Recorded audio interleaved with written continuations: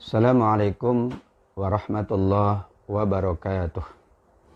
Alhamdulillah, wassalatu wassalamu ala rasulillah wa ala alihi wa ashabihi wa man tabi'ahu wa walahu ila yaumil qiyamah. La hawla wa la quwwata illa billah, amma ba'du. Alhamdulillah, selalu dan senantiasa kita bersyukur kehadirat Allah subhanahu wa ta'ala. Salawat dan salam kita sampaikan kepada Rasulullah Muhammad sallallahu alaihi wasallam. Insyaallah rasa syukur kita, salawat dan salam kita dalam rangka mencintai baginda Rasulullah Muhammad sallallahu alaihi wasallam disertai dengan selalu mengikuti tuntunannya, sunnah-sunnahnya, akan berbuah kebaikan-kebaikan, keberkahan-keberkahan dalam kehidupan kita di dunia, dan insya Allah akan menjadi media untuk kebahagiaan hidup kita di yaumil qiyamah kelak. Amin ya rabbal alamin. Pembahasan tafsir kita pada kesempatan yang baik ini adalah tentang surat An-Nisa ayat 159 hingga akhir surat An-Nisa ayat 176. Kemudian akan dilanjutkan dengan surat Al-Maidah ayat pertama hingga ayat yang ketiga. A'udzu billahi minasyaitonir rajim. Bismillahirrahmanirrahim. Wa in min ahlil kitabi illa la yu'minanna bihi qabla mautih. Wa yawmal qiyamati yakunu alaihim syahida. Sadaqallahul azim. Ayat 159 surat An-Nisa hingga ayat 162 masih berbicara tentang sikap dari ahli kitab. Allah Subhanahu wa taala menyebutkan di ayat 159 bahwa ahli kitab pada gilirannya mau tidak mau akan mengimani kerasulan Nabi Isa alaihi salam qabla mautih, sebelum wafatnya Nabi Isa alaihi salam, atau sebagian ulama tafsir memahami sebelum wafatnya ahli kitab tersebut. Kenapa demikian? Karena pada hari kiamat Nabi Isa akan menjadi saksi atas umatnya, seperti juga Nabi Muhammad sallallahu alaihi wasallam akan menjadi saksi atas kita umat Rasulullah sallallahu alaihi wasallam. Masih ada perilaku buruk yang dilakukan oleh ahli kitab di masa dahulu. Mereka mengharamkan yang baik-baik yang dihalalkan untuk mereka. Padahal mengharamkan atau menghalalkan sesuatu adalah murni ketetapan dan ketentuan Allah Subhanahu wa taala. Mereka juga menjalankan sistem yang bernama riba dalam perniagaan atau dalam hutang piutang di antara mereka.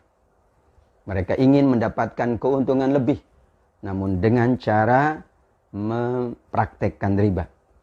Mereka juga ingin mendapatkan pulangan dari hutang yang berlebih dengan juga mempraktekkan riba. Itulah yang dikategorikan oleh Allah Subhanahu wa taala memakan harta manusia dengan cara yang batil. Perilaku memakan harta manusia dengan cara yang batil adalah perilaku yang sangat tercela, yang dibenci oleh Allah Subhanahu wa taala. Jika kita menginginkan kenikmatan rizki Allah Subhanahu wa taala, maka kita jalankan dengan sebaik-baiknya, saling menguntungkan, saling memberikan kebaikan di antara sesama kita. Ada orang-orang yang dikategorikan ar-rasikhuna fil ilmi, orang yang mendalam ilmunya, yang menguasai ilmu dengan sebaik-baiknya, akan semakin beriman kepada Allah, beriman kepada semua yang Allah turunkan. Mereka senantiasa akan mendirikan sholat, menunaikan zakat, dan mereka amat sangat beriman kepada Allah dan hari akhir.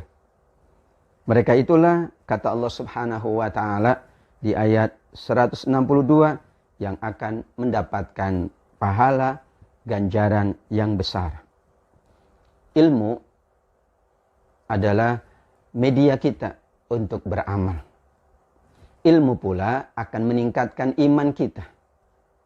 Maka ilmu amat sangat penting. Allah mengangkat derajat orang yang beriman dan berilmu beberapa derajat. Yarfa'illahu alladhina amanu minkum walladzina utul ilma darajat. Surat Al-Mujadilah ayat 11. Imam Asy-Syaukani memahami dengan iman Allah angkat satu derajat. Dengan ilmu Allah angkat satu derajat. Tapi dengan iman dan ilmu Allah angkat beberapa derajat. Wallahu a'lam, yang maha tahu adalah Allah subhanahu wa ta'ala. Di dalam surat At-Taubah ayat 122, Allah mensejajarkan, mensetarakan orang-orang yang berjihad dengan orang-orang yang memperdalam ilmu tafaqquh fid din. Wa ma kana al-mu'minuna liyanfiru kafah falawla nafara min kulli firqatin minhum ta'ifah liyatafaqahu fid din wa liyunziru qaumahum idza raja'u ilaihim la'allahum yahdzarun. Agar mendalam ilmunya, maka ada perintah tafaqquh fid din, memperdalam, menggali ilmu-ilmu Allah subhanahu wa ta'ala untuk menjadi landasan dalam beramal, untuk menjadi peningkat dari iman kita kepada Allah subhanahu wa ta'ala.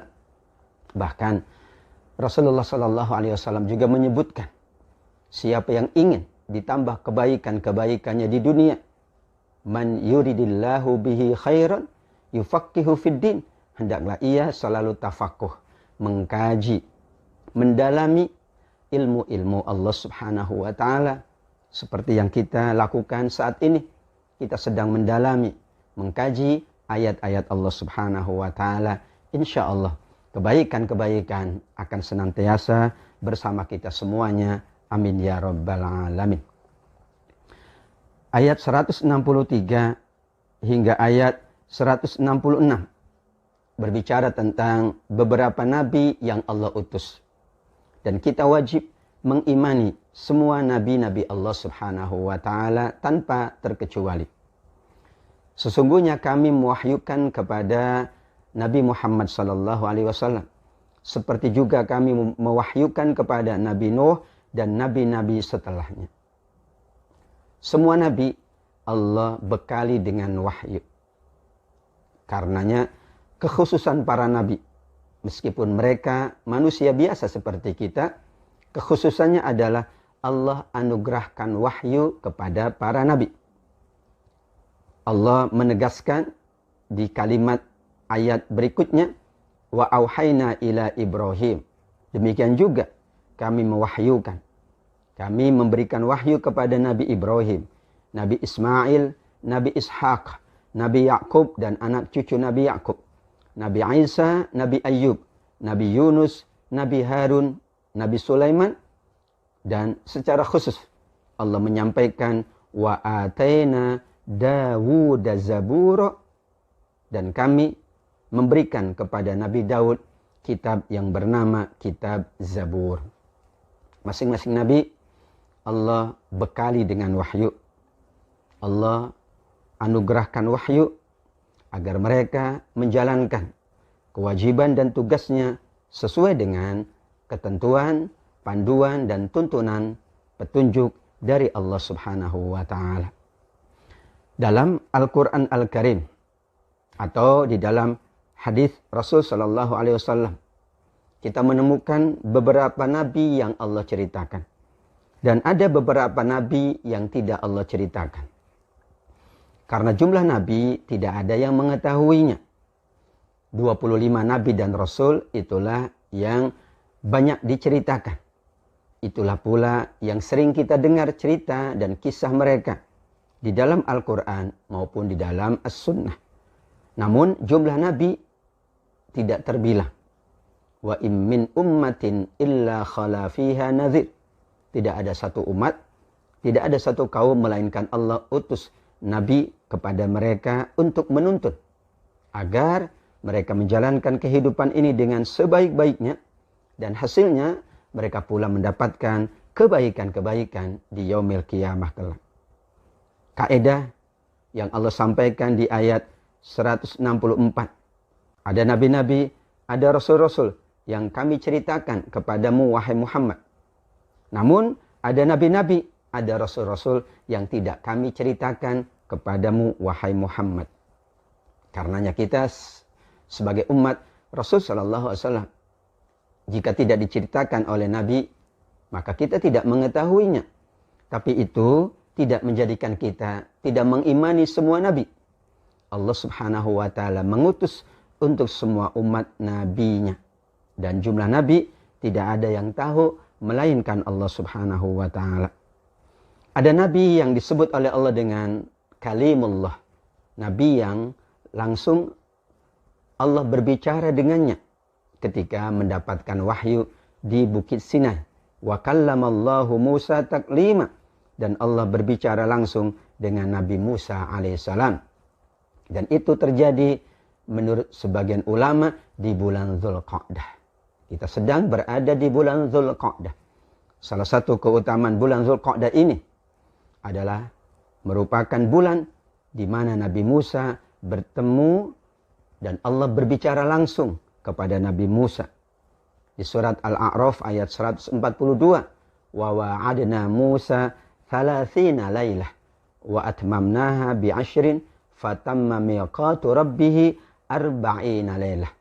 Kami berjanji, kata Allah kepada Nabi Musa, untuk menyampaikan wahyu, untuk berfirman langsung selama 30 malam dan disempurnakan 10 malam. Maka jumlah keseluruhannya adalah 40 malam. Ulama tafsir mengatakan 30 malam itu, 30 hari itu adalah bulan Dzulqa'dah. Dan 10 malam berikutnya adalah bulan Dzulhijjah. Dzulqa'dah juga termasuk bulan yang Allah jadikan sebagai bulan haram. Nabi Musa alaihissalam mendapatkan keistimewaan sebagai kalimullah.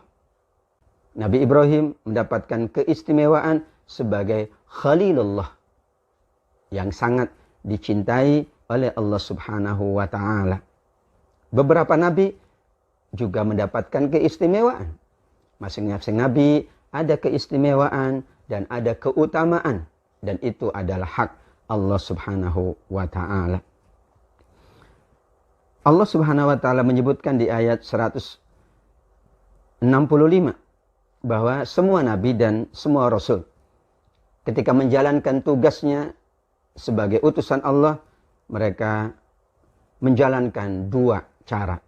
Mubasyirin, memberi kabar gembira, wa munzirin, dan memberi peringatan.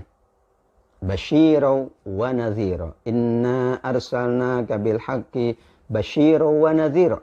Kepada Nabi Muhammad dipertegas bahwa kami mengutusmu wahai Nabi Muhammad sebagai pemberi kabar gembira dan pemberi peringatan.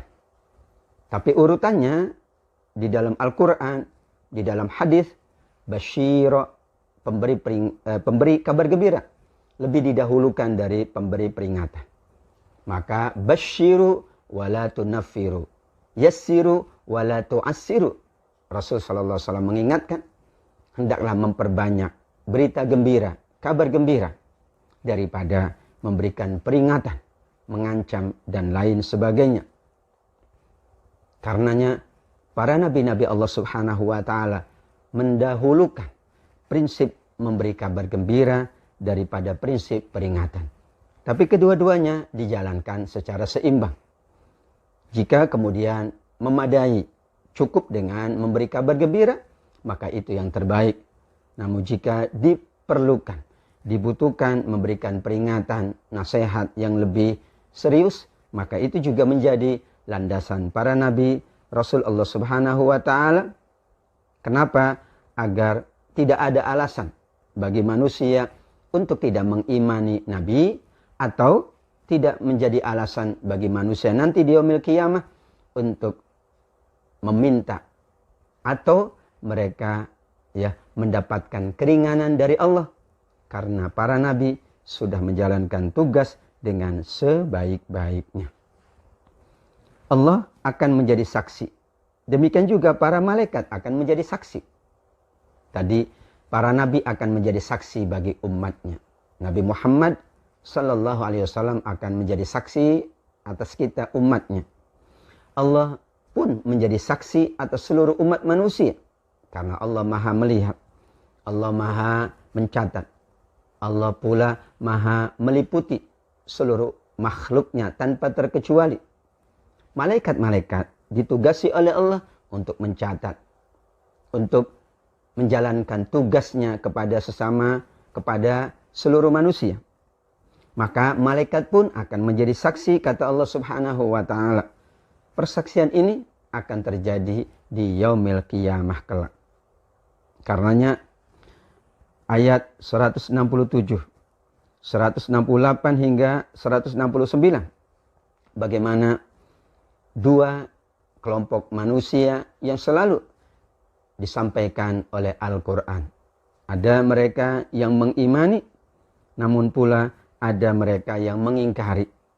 Yang mengingkari dan menghalangi manusia dari jalan Allah, itulah manusia yang sesat, kata Allah Subhanahu wa ta'ala. Dan jika mereka tidak bertobat sebelum wafatnya, sebelum kematiannya, maka mereka akan berada di dalam neraka jahanam. Dan itu amat sangat mudah bagi Allah Subhanahu wa ta'ala. Sedangkan bagi mereka yang selalu mengimani, selalu meyakini semua utusan-utusan Allah, semua kitab-kitab Allah, semua ajaran Allah, maka mereka akan mendapatkan surga yang penuh dengan kenikmatan. Itulah gambaran bagaimana Allah memberikan kesempatan kepada kita semuanya. Kita diberikan oleh Allah Subhanahu wa ta'ala kesempatan untuk memilih jalan-jalan kebaikan, jalannya para nabi, jalannya para sahabat, para tabi'in, tabi'in, jalannya para ulama amilin, jalannya orang-orang soleh, atau sebaliknya jalannya orang-orang yang tidak mengimani para nabi, tidak mengikuti para sahabat, para tabi'in, atau tidak mengikuti orang-orang soleh setelah mereka. Ayat 171 masih tentang ahli kitab. Allah mengingatkan bahwa ahli kitab hendaklah mengimani nabi-nabi yang diutus kepada mereka. Sebagai contoh misalnya kepada Nabi Isa alaihissalam. Namun yang Allah sampaikan di ayat ini bahwa masih banyak di antara ahli kitab yang berlebih-lebihan terhadap agama.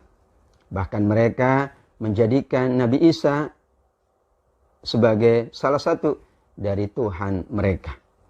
Maka Allah ingatkan bahwa Nabi Isa benar adalah putra Maryam dan salah seorang dari Rasul Allah Subhanahu wa ta'ala.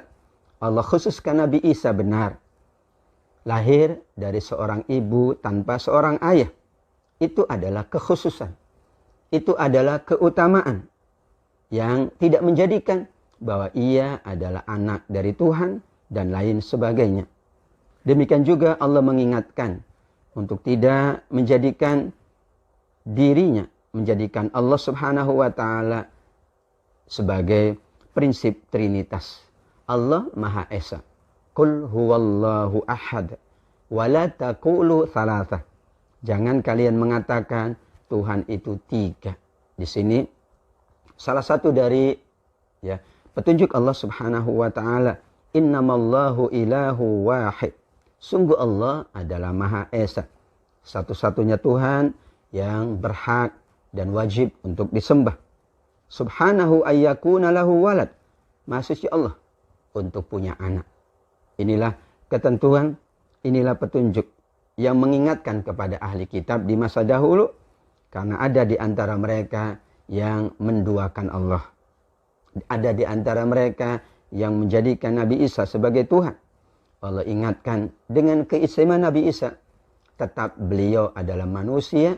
Beliau adalah utusan Allah Subhanahu wa ta'ala. Jika orang-orang ahli kitab beribadah kepada Allah, mengikuti Nabi dan tidak memperkatakan yang tidak sesuai untuk Allah atau untuk Nabinya, maka mereka pun diberikan oleh Allah kesempatan untuk bertobat. Dan pada gilirannya mereka akan dipenuhi oleh Allah Subhanahu wa Ta'ala hak mereka untuk mendapatkan balasan, malah ditambah oleh Allah keutamaan-keutamaannya. Namun mereka yang masih tetap tidak mengikuti para nabi, membantah para nabi, mereka yang tidak mau beriman kepada Allah, bahkan sombong, maka di ayat 173 Allah menyiapkan azab yang pedih dan tidak ada penolong. Tidak ada yang akan dapat menolong di yaumil qiyamah kelak melainkan Allah Subhanahu wa Ta'ala. Untuk itulah Allah memerintahkan semua manusia, ya ayyuhan nasu qad ja'akum burhanum mir rabbikum. Wahai manusia, telah datang kepada kalian bukti kebenaran dari Tuhanmu. Maka perintah ini sekaligus mengimaninya, menjalankannya. Wa anzalna ilaikum nuram mubina. Kami pula telah menurunkan cahaya yang sangat terang benderang. Cahaya itu adalah kitab Allah. Al-Quran adalah nur cahaya. Al-Quran memberikan suluh, memberikan penerang agar hidup kita selamat di dunia dan selamat di akhirat kelak. Maka inilah ketentuan Allah Subhanahu wa Ta'ala untuk semua manusia. Jika mereka beriman, berpegang teguh dengan tali agama Allah, maka mereka akan dimasukkan di dalam rahmat Allah, surga Allah Subhanahu wa Ta'ala. Mereka mendapatkan keutamaan dan mereka selalu dibimbing ke jalan yang lurus. Inilah akhir dari pembahasan tentang ahli kitab yang dibahas pada waktu-waktu sebelumnya. Pada hari ini hingga ayat 175 merupakan pembahasan terakhir tentang bagaimana sikap ahli kitab terhadap beberapa nabi Allah. Yang dicontohkan di sini khususnya adalah terhadap Nabi Musa dan kemudian terhadap Nabi Isa alaihi wassalam. Akhir surat An-Nisa, yaitu ayat 176, adalah berbicara tentang hukum waris yang belum dibahas di ayat 11 dan ayat 12 surat An-Nisa. Karena di ayat 176 pembicaraan tentang ahli waris adalah kepada mereka yang dikategorikan sebagai kalalah. Kalalah itu kata para ulama adalah orang yang meninggal dan tidak meninggalkan ayah maupun tidak meninggalkan anak. Bahasa kitanya sebatang kara. Ayat ini diriwayatkan sebab nuzulnya oleh Imam An-Nasai dari Jabir bin Abdullah, sahabat Rasul sallallahu alaihi wasallam. Saat itu Jabir dalam keadaan sakit, maka Rasul menjenguknya. Inilah kebiasaan mulia Rasul. Sahabatnya yang sakit, sahabatnya yang sedang mendapatkan ujian, Rasul selalu menjenguknya, mendoakannya, memberikan motivasi dan kebaikan. Maka Jabir bertanya, wahai Rasulullah, aku berwasiat sepertiga dari hartaku kepada saudara-saudaraku wanita. Ia punya saudara-saudara perempuan. Maka beliau menjawab, Rasul menjawab, itu sangat baik. Jabir bertanya lagi, kalau separuh dari kekayaanku semuanya untuk saudara-saudaraku perempuan?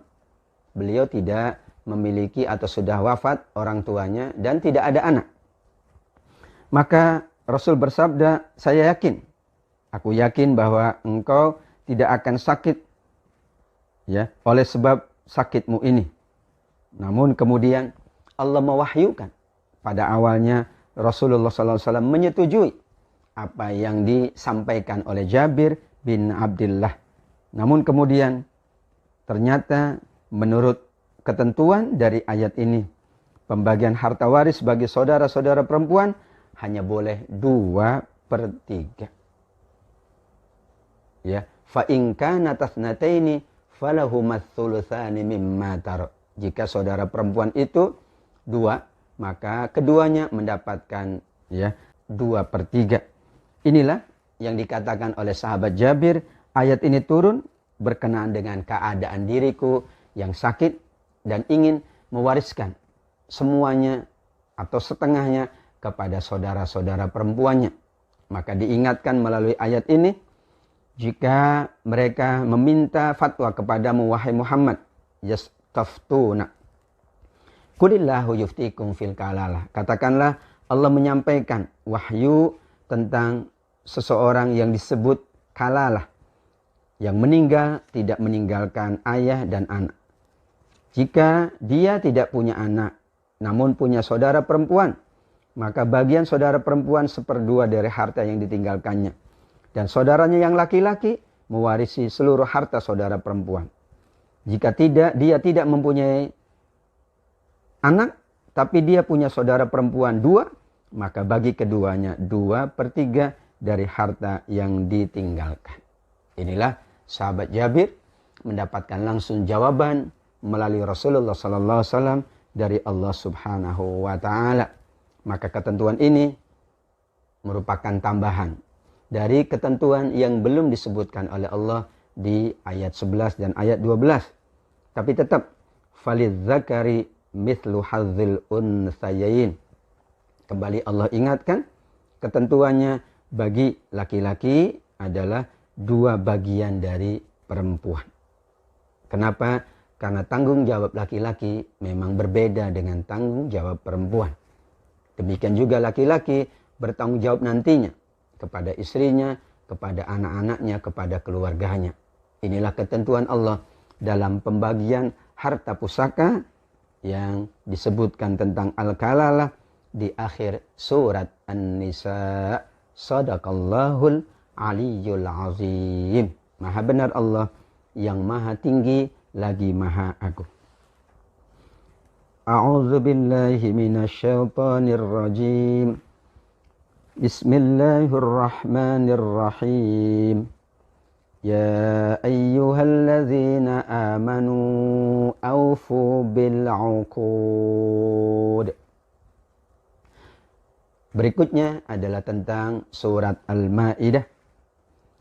Awal ayat dari surat Al-Maidah. Dan ini menjadi karakteristik, menjadi keistimewaan surat Al-Maidah. Awal suratnya adalah ya ayyuhalladzina amanu, wahai orang-orang yang beriman. Surat An-Nisa ya ayyuhan nas, wahai sekalian manusia. Surat Ali Imran sebelumnya Al-Baqarah alif lam mim. Maka ini awal surat yang Allah panggil orang-orang beriman dengan bahasa kasih sayang, ya ayyuhalladzina amanu. Maka kita ingat pandangan sahabat Ibnu Mas'ud. Jika ayat itu diawali dengan ya ayyuhalladzina amanu, kalau ayat itu diawali dengan wahai orang-orang beriman, maka setelahnya adalah sebuah perintah untuk kebaikan atau larangan, namun juga untuk kebaikan manusia.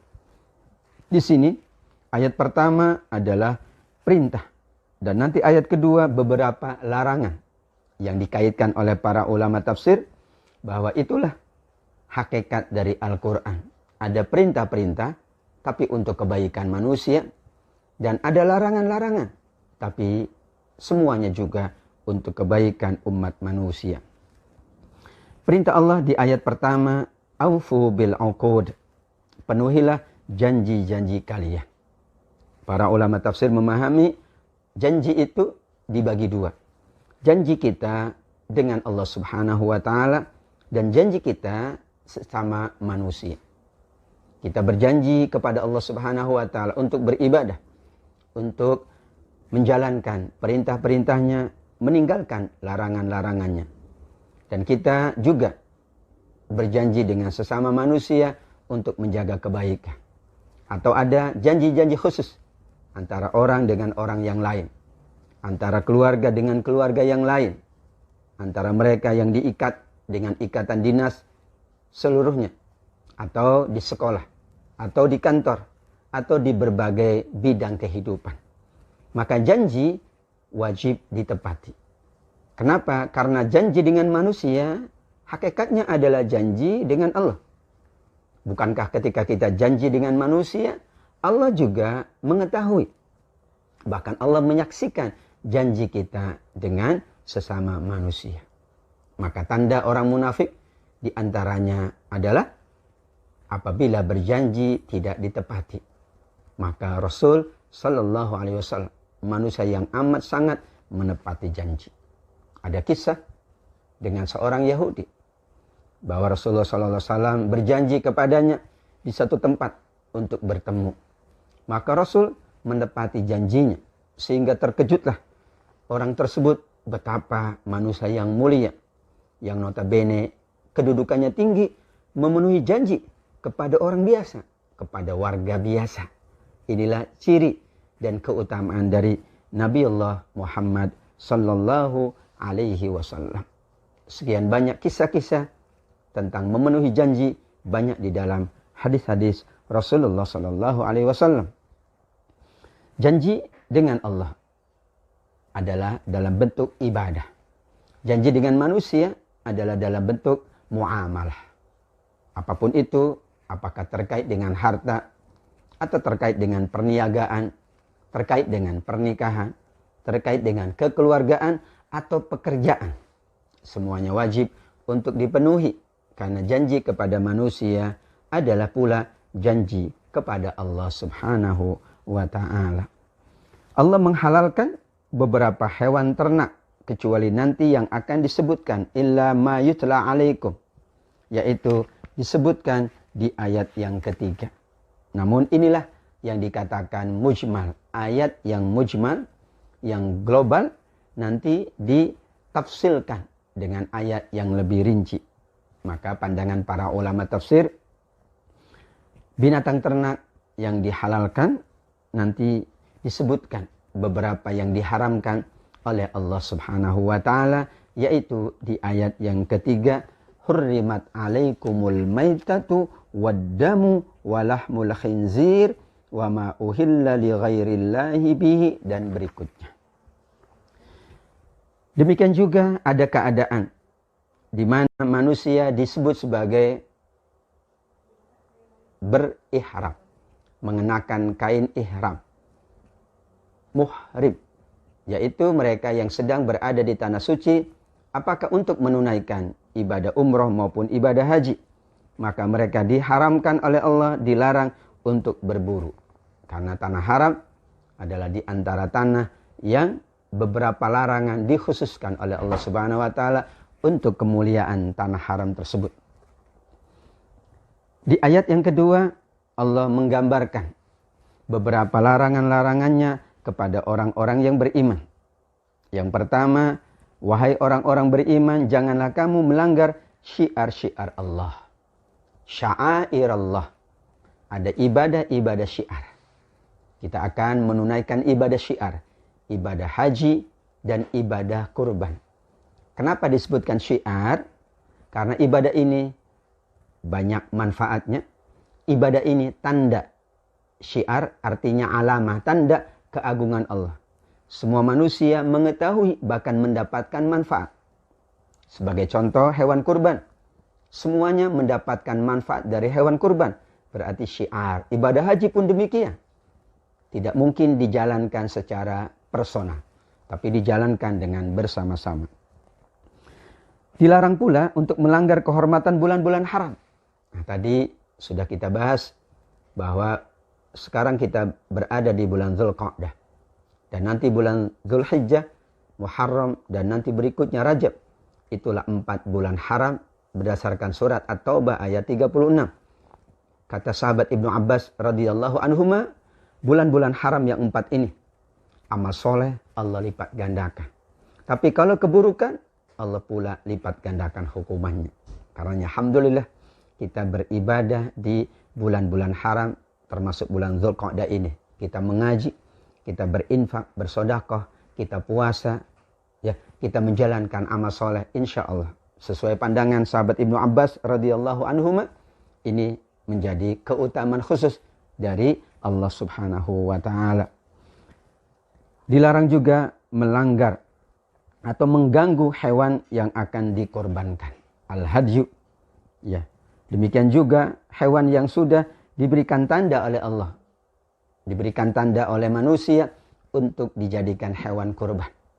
Maka yang sudah ditetapkan sebagai hewan kurban, tidak boleh untuk dijual kembali.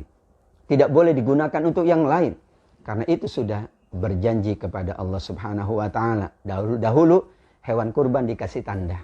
Kita pun memberi tanda, yaitu tanda nama di sini, nama orang yang akan berkorban. Tapi bukan nama kambing atau nama sapinya. Ini sebagai tanda bahwa hewan ini memang sudah diperuntukkan untuk kurban. Sehingga kita yakin dan kita menguatkan niat kita untuk menyembelihnya dalam rangka berkurban di sisi Allah Subhanahu wa taala. Tidak pula boleh mengganggu orang-orang yang datang mengunjungi ke Baitullah untuk mencari karunia dan keutamaan tanah haram. Mereka semua yang datang ke tanah suci adalah dalam rangka mencari keutamaan. Keutamaan ibadah, keutamaan amal soleh, keutamaan doa. Banyak tempat-tempat mustajab. Disitulah ketika seseorang datang, maka tidak boleh ada yang menghalangi atau mengganggunya. Dan mereka yang sudah menyelesaikan manasik haji, manasik umroh, maka dibolehkan kembali ya melakukan yang dahulu diharamkan. Wa idza halaltum, sudah tahallul. Tadi muhrim, mengenakan kain ihram. Mahram, ya kalau mahram itu yang haram dinikahi. Muhrim yang mengenakan kain ihram. Selesai menunaikan semua manasik, maka disebut sebagai halal kembali. Dihalalkan yang diharamkan saat mengenakan kain ihram. Allah mengingatkan satu kaidah di ayat yang kedua, wa ta'awanu 'alal birri wat taqwa wa la ta'awanu 'alal itsmi wal 'udwan. Tolong menolonglah kalian untuk menjalankan kebaikan dan untuk melaksanakan takwa. Jangan tolong menolong untuk berbuat dosa dan permusuhan. Imam As-Sa'di mengatakan manusia berkemungkinan tolong menolong dalam kebaikan atau dalam kemaksiatan. Karena tidak ada orang yang bermaksiat sendirian, dia butuh bantuan orang. Maka kita pun saling tolong menolong dalam kebaikan. Tidak mungkin sholat berjamaah kalau sendirian. Kita butuh sahabat yang lain, butuh jamaah yang lain. Mengaji pun sama. Sulit untuk kita mengaji sendirian. Maka kita membutuhkan sahabat, teman, jamaah yang lain untuk menguatkan semangat kita untuk mengaji, untuk mendapatkan kemuliaan dari ayat-ayat Allah Subhanahu wa taala.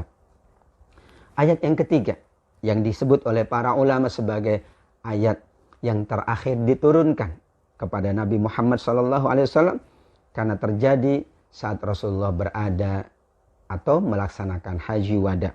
Al-yauma akmaltu lakum dinakum. Hari ini kata Allah, aku sempurnakan untukmu agamamu. Wa atmamtu alaikum nikmati, aku sempurnakan nikmat-nikmatku kepadamu wahai Muhammad, wahai umat Nabi Muhammad sallallahu alaihi wasallam. Wa raditu lakumul Islam madina, dan aku ridhoi untuk kalian Islam sebagai agama kalian. Maka kalimat di ayat 3 inilah yang disebut oleh para ulama sebagai ayat yang terakhir kali diturunkan. Sudah sempurna agama ini. Sudah sangat sempurna nikmat Allah kepada diri kita. Yang perlu kita jalankan, terus-menerus beribadah, terus-menerus beramal soleh. Mengikuti tuntunan Allah, mengikuti tuntunan Rasulullah Sallallahu Alaihi Wasallam. Awal ayatnya adalah penjabaran dari ayat pertama tentang binatang-binatang yang Allah haramkan. Hurrimat alaikumul maitatu. Allah mengharamkan atau diharamkan bagimu memakan bangkai, darah atau daging babi, atau pula dan pula hewan yang disembelih tanpa menyebut Allah. Artinya menyembelih hewan harus menyebut Bismillahirrahmanirrahim agar nawaitu menyembelihnya benar untuk Allah Subhanahu wa taala. Diharamkan pula ya memakan hewan yang tercekik, mati karena tercekik, atau yang terpukul, mati karena dipukul, ya, atau ia terjatuh, matinya karena terjatuh, atau yang ditanduk, diterkam oleh binatang buas yang lain, melainkan jika kamu sempat untuk menyembelihnya. Artinya ketika jatuh, misalnya ayam, masih kita sempat menyembelihnya sebelum ruhnya keluar, masih boleh. Tapi kalau dia sudah mati, maka kategorinya adalah bangkai, dan itu haram. Kategori ini adalah untuk mengingatkan. Karena hewan matinya itu sangat beragam. Yang diharamkan oleh Allah manakala tidak disembelih, atau disembelih tapi tidak dengan menyebut nama Allah Subhanahu wa taala. Demikian juga hewan-hewan yang dipersembahkan untuk berhala. Dahulu masyarakat Mekah menyembelih beberapa hewan dan tidak dimakan, tapi diletakkan di depan tempat mereka beribadah, dan itu untuk Tuhan-Tuhan mereka. Maka semua hewan yang dipersembahkan untuk berhala itu haram untuk dimakan, karena peruntukannya sudah bukan untuk manusia lagi dalam pandangan mereka. Diharamkan juga mengundi nasib dengan anak panah. Dahulu meramal, atau dia mengatakan sial dan beruntung karena anak panahnya. Dilemparlah anak panah itu, kalau mengenai dia katakan beruntung, kalau tidak mengenai dia mengatakan sial. Atau meletakkan anak panah untuk menentukan kapan dia bekerja, kapan dia menikah, kapan dia melakukan kegiatan A dan kegiatan B. Yang benar dilakukan jika kita ingin melakukan apapun, kita menentukan apapun, maka kita istikharah, minta petunjuk dari Allah Subhanahu wa taala, karena Allah yang maha segala-galanya. Kenapa pula dengan mengundi, dengan meramal? Padahal yang meramal pun tidak tahu tentang dirinya. Bagaimana meramal untuk orang lain? Dia tidak tahu tentang dirinya, karena tidak ada yang tahu apa yang terjadi besok hari kecuali Allah. Maka yang paling tepat adalah kita meminta petunjuk kepada Allah, salat istikharah, berdoa, kemudian menjalankan kebaikan tersebut, dan kita serahkan sepenuhnya kepada Allah Subhanahu wa taala. Itulah yang dikategorikan sebagai fasik, dzalikum fis. Karenanya kita hindari perbuatan-perbuatan yang tidak sesuai dengan tuntunan agama, bahkan tidak sesuai pula dengan akal pikiran kita yang masih sehat. Ingin mendapatkan sesuatu, ayo laksanakan, ayo ikhtiar, dan jangan lupa minta pertolongan kepada Allah, minta petunjuk kepada Allah, berdoa dan bermunajat kepada Allah Subhanahu wa taala. Insya Allah semua yang kita mohonkan kepada Allah, yang kita usahakan karena Allah dan untuk kebaikan, Allah akan penuhi, Allah akan berikan, karena Allah maha memberi yang manusia butuhkan atau hajatkan. Kita memiliki banyak hajat. Hajatuna ilallahi katsir. Kata para ulama, hajat kita, kebutuhan kita kepada Allah amat sangat besar. Karenanya kita selalu beribadah, beramal soleh, ngaji, infak sedekah, puasa sunnah, sholat sunnah. Ini karena kebutuhan kita banyak. Karena kebutuhan kita banyak, ibadah kita pun harus banyak. Karena kebutuhan kita banyak, ikhtiar kita banyak. Karena kebutuhan kita banyak, doa pun, zikir pun, munajat pun kita harus banyak. Insya Allah demikian akhir dari surat Al-Maidah ayat yang ketiga. Shadaqallahul azim. Mudah-mudahan semuanya semakin banyak mendapatkan keberkahan dalam kehidupan dunia dan kebaikan di yaumil qiyamah kelak di dalam surga Allah Subhanahu wa taala. Amin ya rabbal alamin. Hadanallahu wa iyyakum ajma'in. Wassalamualaikum warahmatullahi wabarakatuh.